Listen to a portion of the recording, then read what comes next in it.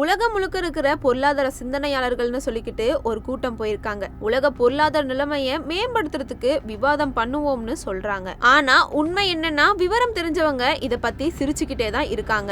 ஏன்னா உலகம் முழுக்க இருந்து வர பணக்காரர்களோட பிரைவேட் பார்ட்டி மாதிரி தான். பாருங்க, அவங்க மேடைக்கு வந்து சுற்றுச்சூழலை பத்தி பேசுவாங்க, காலநிலை மாற்றத்துக்காக கவலைப்படுவாங்க. ஆனா அங்க போறதுக்கு 1000 பிரைவேட் ஜெட் விமானங்கள்ல போறாங்க. ஒரே ஒரு ஜெட் விமானம் ஒரு தடவை போய் வரதுலேயே ஒரு வருஷம் ஃபுல்லா ஒரு காரை ஓட்டினா வர கார்பன் வெளியேற்றத்தை விட 4 மடங்கு அதிகமா வெளியேற்றுது. இதுதான் சுற்றுச்சூழல் பாதுகாப்பா? நல்லா இருக்கு. அடுத்தது அவங்க சமூக நலத்திட்டத்தை பத்தி பேசுவாங்க, ஏழை எளிய மக்களுக்காக கவலைப்படுவாங்க. ஆனா இந்த ஆடம்பர கூட்டத்துக்கான செலவெல்லாம் நம்மள மாதிரி சாதாரண மக்கள் கட்டுற டாக்ஸ் பணத்துல தான். கேளுங்க, இந்த கூட்டத்துக்கு மட்டும் 5000 ஆர்மி வீரர்களும் போலீஸ்காரர்களும் செக்யூரிட்டிக்கு அமர்த்தப்பட்டிருக்காங்க. இந்த ஒரு கூட்டத்துக்கு செலவாகிற பணத்துல 3.5 கோடி படுக்கையில கிடக்கிற நோயாளிகளுக்கு ஒரு வருஷம் ஃபுல்லா தனியார் மருத்துவமனையில வச்சு பாத்துக்கலாம். ஆனா அது நடக்காது. இந்த பில்லியனர்கள் பார்ட்டி பண்றதுக்கு தான் பணம் செலவாகும். ஆனா உண்மை என்னன்னு பார்த்தா, இந்த கூட்டத்துல பங்கு எடுக்கணும்னா நார்மலா 67,60,000 ரூபாய் உறுப்பினர் கட்டணமா கட்டணும். நீங்க பிரீமியம் மெம்பரா இருக்கணும்னா